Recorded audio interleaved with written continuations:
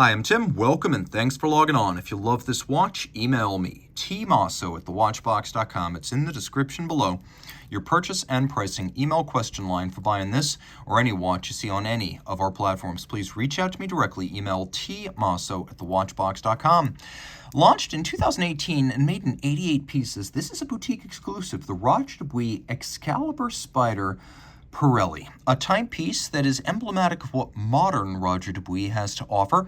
It's a flying tourbillon with Geneva hallmark finish, a large and brash motorsports-themed design linked to its partners since 2017, Italian tire specialist Pirelli. And I should introduce this watch not on the terms of the 1990s, because it seems Roger Dubuis is always racing against a ghost, the ghost of the old sympathie and homage lines. Modern-day Roger Dubuis has Richard Mille solely in its sights. And I have to say that this watch, on so many levels, is more appealing than what RM is offering. Roger Dubuis is not a branding exercise. Not only are its watches finished better than RM's run-of-the-mill, but they're making their own tourbillons, including hairspring, escapement, and balance, all the tough parts that define a true manufacturer.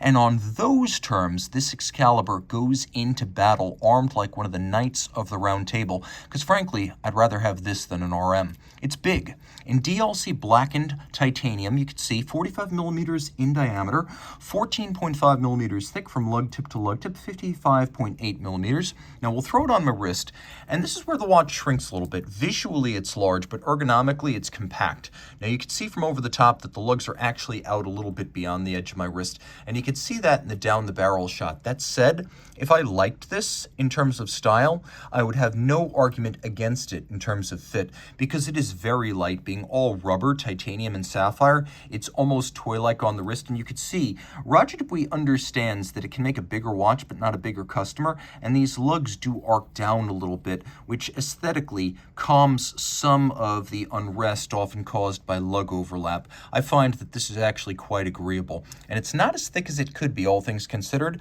though that jagged bezel will catch on the tightest of dress cuffs. The strap incorporates motorsports-themed material, rubber, obviously, featuring the repeating Roger Dubuis motif. Note, a brand new strap, no crimping, no gouging, and on the top, Alcantara, a very expensive synthetic suede that's a lot more expensive than suede leather.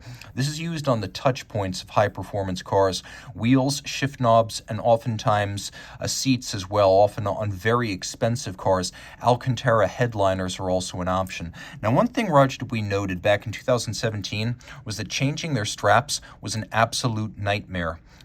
They decided to launch their own quick-release system, so you can see there's a little spring-loaded tab, and it's quite easy. It's just like an automotive seatbelt buckle, and you can fit it right back in.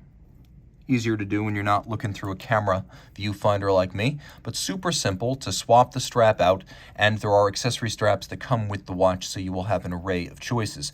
Now, it's important that if you can easily swap out the strap and take the strap off the watch, you need to be able to disconnect the buckle from the strap, and just by rotating it, you can do that fairly easily. That's how that works. You have a quick release system for the buckle as well as the strap.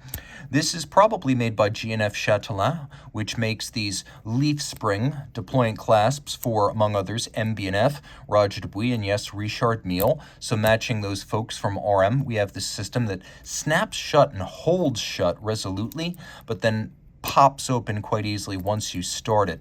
Now you can see we have a blackened DLC Roger Dubuis buckle on there, and rolling back to the case, you can see that it's featured very much in a fashion that's prismatic, open, airy, buttressed. Take a look at the finishes. You can see we have both vertical brushing on the DLC black, and then we have satination on the bare metal portions. You can see there's satination around the edge of the bezel, which has been serrated in a fashion characteristic of the Excalibur line. You can also see satination on the DLC blackened triple lugs, which are a Roger Dubuis signature.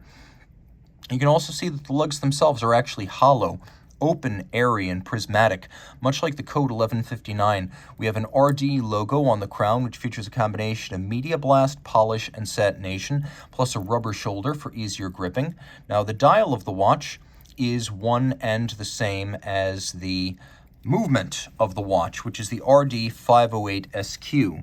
And what you can see here is that the watch includes a movement that's built around this Celtic cross flying tourbillon.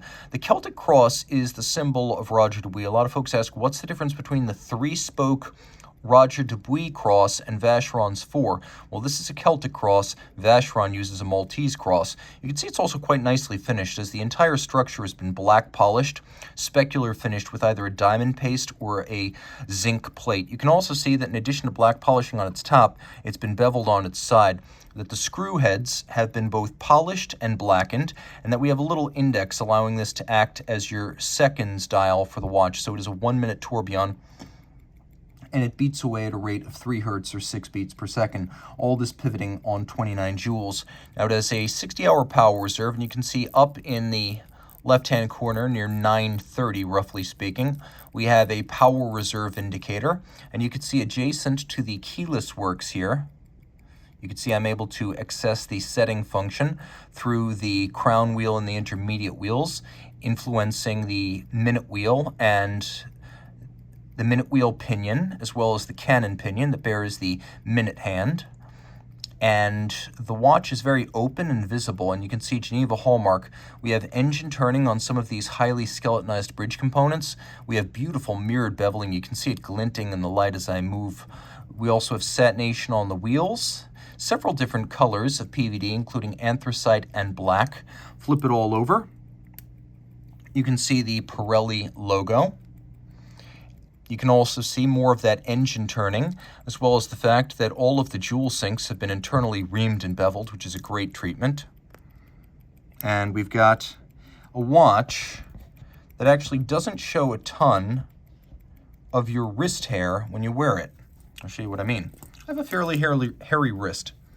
You don't see it through this skeleton dial watch, and that's going to be very important to a lot of folks who don't want to be, shall we say, gauche about their skeleton dials.